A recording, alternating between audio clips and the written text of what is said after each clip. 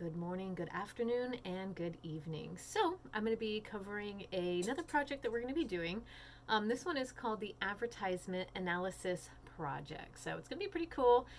Here you get to pick 3 different types of advertisements with similar products.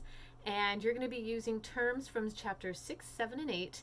And you're going to be using these to help analyze what the advertisements are doing. So this is probably one of my favorite projects. I say this about every single one of them because they're really, really cool. This one's cool because you get to actually create a thing.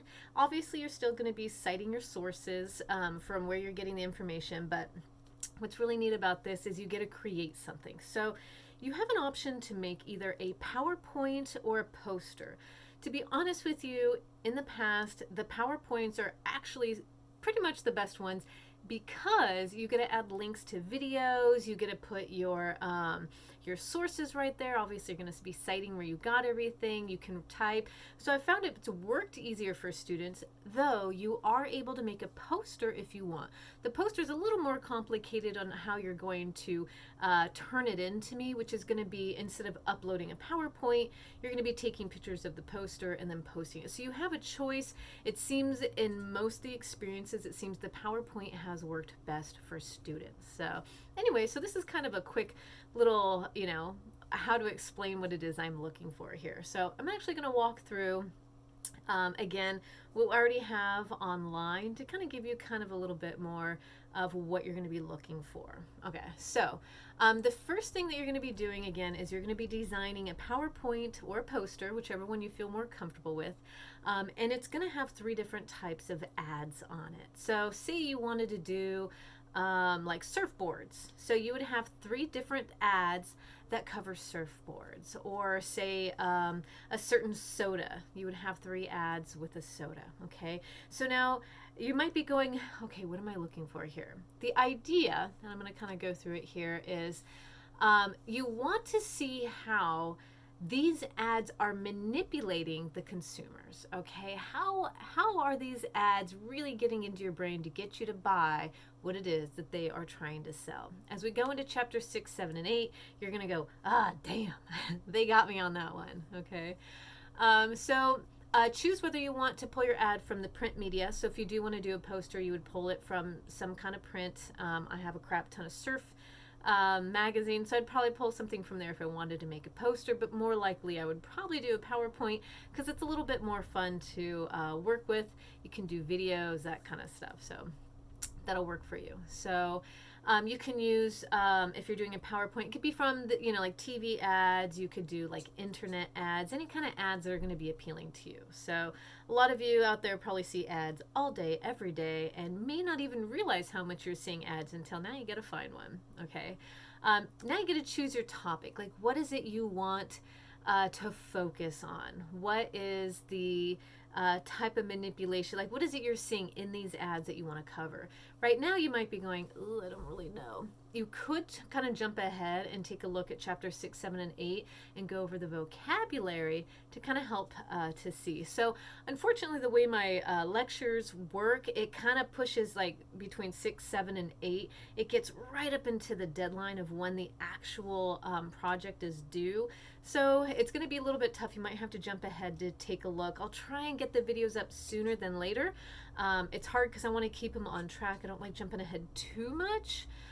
So that being the case, you might have to do a little bit of work through the book, not through Google, through the book, to kind of help guide you on what you want to do here. So you want to make sure you're using the terms and the concepts in chapters 6, 7, and 8. Okay. Make a strong point about how, so using the book and the terms, you want to make a strong point on how the ads individually and as a group affect the audience and their attempt to sell the product. So individually, what is each ad doing? And then when you put them all together, what do you see? What do you see as a whole? So keep that in mind as you're looking for different ads. Like, how do they all relate, but how are they all completely maybe different too? All right. You're going to need to make sure you choose your videos very carefully and make sure you watch them a number of times. You might miss something the first time. You might miss something the second time. It might not be until the 4th time, like, call. Side note, of course, I'm going to go on a side note here. My younger brother and I, when we were kids, used to watch morning cartoons, and there was a McDonald's commercial, and it had all the characters, and they're talking about a hamburger or something, and Ronald McDonald goes, "Oh man, it had everything but we've seen everything but the kitchen sink." Okay, and then all of a sudden the entire kitchen sinks. But you don't realize this, and it took us like what, a year until Cody, my younger brother, goes, "Oh, the kitchen sunk. The kitchen sunk." We're like, "The kitchen sunk? Oh, the kitchen sink. Ah, gotcha." Right? So, anyway, that being the case, keep that in mind as you're watching these advertisements. What might you be missing? Okay? Again, and maybe as you're going through the chapters and the lectures, you might go, "Oh, I see that now," because we hadn't gotten to that one just yet. Okay.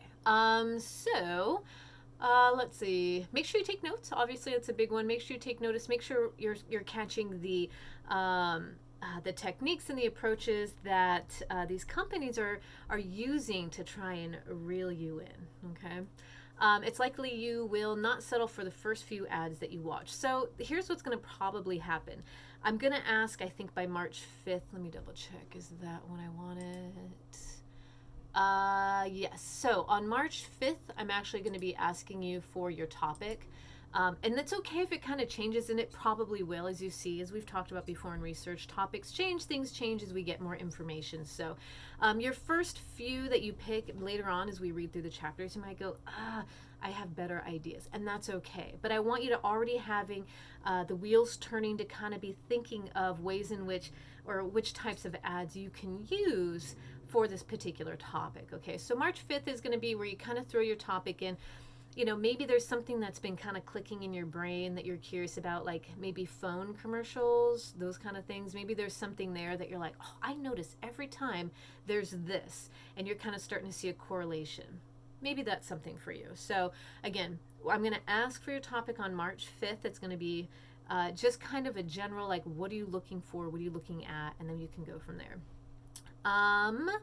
Let's see here. So, oh yeah, so you want to organize everything, whether it's your post or your PowerPoint, so that it's around a provocative question, right? What are you really trying to find out? You know, what statement are you trying to make with these particular ads that you pick? And you want to make sure that it is very clear, okay? So that as you go through these ads, I can go, I see where you're going, okay? You want to take your time on this.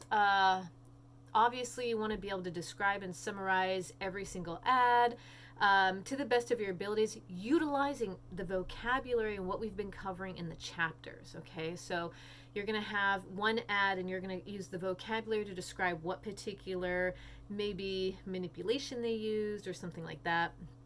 And then obviously you can back it up with more information from Zietzler. You will be using a minimum of 5 sources, and I'll go over which sources I'm looking for that you can utilize. All right, so explain how these ads manipulate or affect the consumer, and explore again the ideas that 6, 7, and 8 are presenting. Make sure you use at least 10 terms, okay? 10 terms from each. I'd like it to be even between all 3, not all from like chapter 6 and then 2 from, 3 from chapter 7 and 1 from chapter 8. Try and use as many as you can. I'll try and get my lectures out a little bit sooner so that way you can go through them if you want, but you do have the ability to look through the book at any time to jump ahead. Okay, what else? Again, make sure you're using these terms accurately and correctly. So there are times when there are certain words that pop up and we're like, ooh, I don't know, we're just going to throw it in and see what happens. That's not how that works. I will pick you out on that. Some of you saw in some of the other gradings that I was like, nope, not the right word, no points. So just consider that. So make sure you really understand what you're working with here. All right, so make sure the terms show up in your PowerPoint and your poster, and you can refer them. Oh, that's right. You're not presenting these. I'm sorry. I have the little line that says you can refer to them when you're doing your presentation. You will not be presenting this to class, but you will be presenting them to me. Though I might have it as an upload so that other students can enjoy. So I'm thinking how I want to do this. I might have you do it. I think I have it as a discussion so that your peers can go through and take a look at your incredible work. So keep that as a heads up.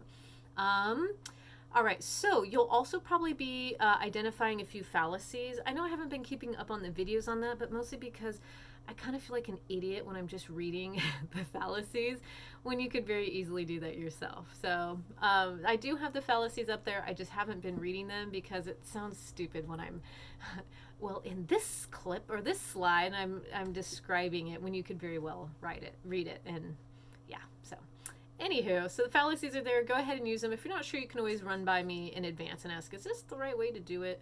All right, so just as a heads up, the fallacies are really cool to use, but there's no docking of points if you don't use them, but you're absolutely free to. It really does help a lot to understand fallacies, because then you can see the fallacious ways in which people are arguing. And that is just such a really good way of understanding both, again, the good ways of arguing and the bad ways of arguing. Okay, so you will be using a minimum of 5 sources. The 3 ads themselves, okay, those 3 ads themselves are considered sources. Make sure, of course, you're using the textbook and you're introducing them with the signal phrase as you've been doing, which is looking great. Make sure if you're using the exact definitions, you're using quotes, the usual. And make sure you're using it extensively, like really utilizing the books and the vocabulary to push your point. That's the idea, is to really get a good feel for the use of vocabulary.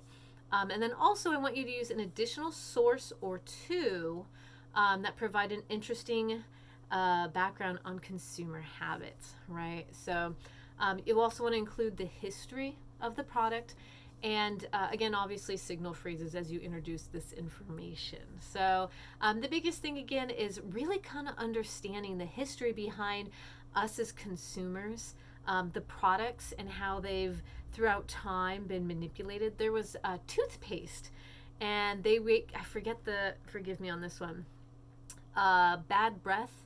There's the scientific term for bad breath. I forget what it is, and I know it's not halitosis, but advertisements used to use that very scientific term for when you would brush your teeth, and they would say, oh, it gets rid of this, it gets rid of this. And it just turns out the true definition is just bad breath. But this is how they would manipulate you with scientific words, and they're like, oh, this great product does this great thing for you. You will totally abolish that, halitosis or whatever. Anyway. So I didn't prep for that it's type of example here, but you kind of get the idea. I could look this information up. So look up the history behind ads, kind of like Coca-Cola actually used to have cocaine in it.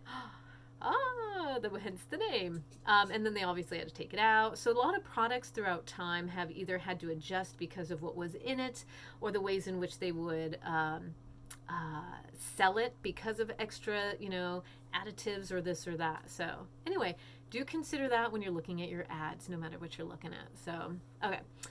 Make sure you're including images from the ads in your PowerPoint. Maybe there's a history. You can show historical photos, historical ads compared to the new one.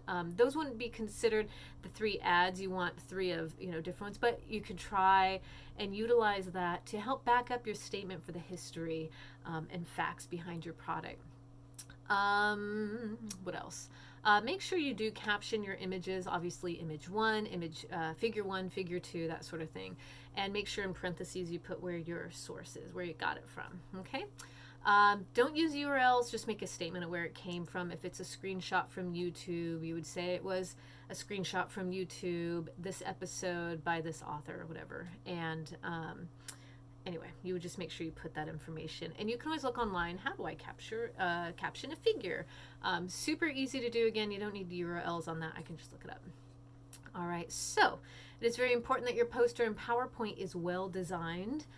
Make sure it's really easy to read. So especially if for some reason you are doing a poster and I'm getting the picture of it, I have to be able to read it. I have to be able to read even the sources and stuff. So again, PowerPoint's usually the thing that I suggest. Not all people are well versed in PowerPoint or feel as comfortable, so there's that leeway that I have available. So anyway, so if you do a poster, make sure things are very easy to read, that I can go through and give you all the credit for. I need to have all 5 sources, Dietzler in there, so you're going to have a lot of writing. You can type something up and add to it with the ads, which is fine. But again, PowerPoint just seems to be easier because you can click through and there's just so much more. All right. And again, make sure you have your works cited page. A lot of students like to do that at the very, very end. They'll have their own works. There you go. Works cited page with, remember how we did it before? Works cited, and you would have it in alphabetical order. You would have the hanging indentation with the last name first, for the author and so forth. So, anywho, you can do that. That's actually a lot easier and it's a little bit cleaner. That's always my favorite thing. But anyway, so that's kind of the overarching what I'm looking for. But remember, it's going to have 3 parts, just like our TV analysis had 2. This actually has 3. And your first one is going to be due on March 5th, that first one, and that's the topic. What ad do you think you want to do? In your experience in either social media or online or television, what ads have stuck out to you that you're like, oh, I'd love to see how this is manipulating me? You can start that way. Again, your ideas might change over time, but by March 5th, I want you to have a general idea of where you're going. And then next on March 15th is going to be the vocabulary terms. Yes, I know we haven't gotten that far into the chapter 8 just yet, but you can go through chapter 8 and read the definitions of them. Again, they're on the side. They're in orange. They have all the information that you need. And you can just kind of see maybe some of those will work for you. And again, you can jump ahead if you want. But that's not until March 15th do you need to give me the vocabulary. And then April 11th.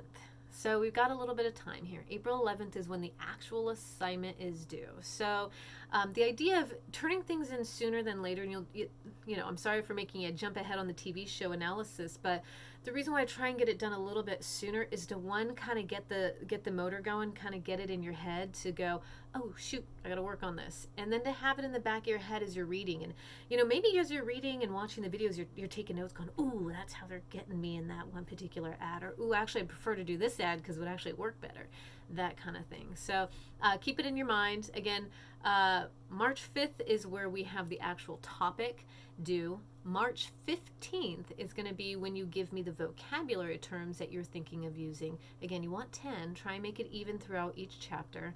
And then April 11th is going to be your final project due. So anyway, if you have questions, feel free to message me. I know it's jumping ahead and you might be like kind of feeling a little, I don't know just yet. I don't know what I'm supposed to be doing because we're a little far ahead above the chapters. But go through the chapters, take a look, see if there's something that sticks out to you, and you're good to go. All right.